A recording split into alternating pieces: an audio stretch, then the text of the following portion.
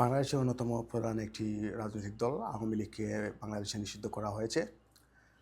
বর্তমান যে অন্তর্বর্তীকালীন যে সরকারটি রয়েছে, সেই সরকারের প্রতি বাংলাদেশের জনসাধারণের একটি দাবি ছিল যে আওয়ামী লীগের মতো একটি সন্ত্রাসী দলকে বাংলাদেশের মাটিতে রাজনীতি করার কোনো পারমিশন দেওয়া হবে না।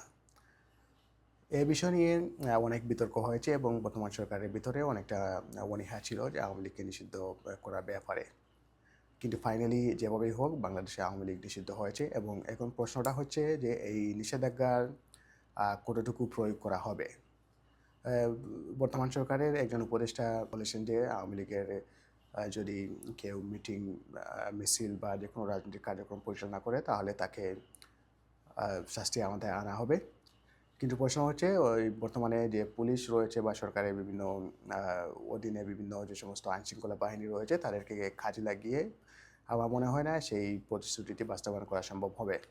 তবে আওয়ামী লীগের জন্য এটি খুবই বড় একটি ব্যাকলাশ বলা যায় এবং আমি মনে করি এটা তাদের প্রাপ্য ছিল। বিগত 15 বছরে ওরা বাংলাদেশের মানুষের উপর, বিশেষ করে ওদের সভানেত্রী শেখ হাসিনা প্রধানমন্ত্রী ছিল, সে বাংলাদেশের মানুষের উপর যেভাবে অত্যাচার করেছে, তৎকালীন সময় মনে হয়েছিল বাংলাদেশে ভবিষ্যতে যদি আওয়ামী লীগ ক্ষমতা থেকে বের হয় তাহলে ওদের পরিণতি এরকম হবে। আমি আশা করব বাংলাদেশে আওয়ামী লীগের কার্যক্রম নিষিদ্ধ থাকবে এবং সেটা সুদূর প্রসারী বাস্তবায়ন হবে।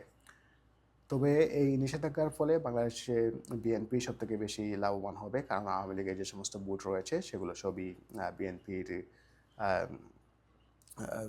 পার্টি জমা পড়বে এবং ওরা ভবিষ্যতে হয়তো বা বাংলাদেশ সরকারে গঠন করতে সক্ষম হবে এবং বিএনপি যদি বাংলাদেশ সরকার গঠন করে তাহলে আওয়ামী লীগকে আবার পুনর্বাসন করবে, সেটা স্বাভাবিক।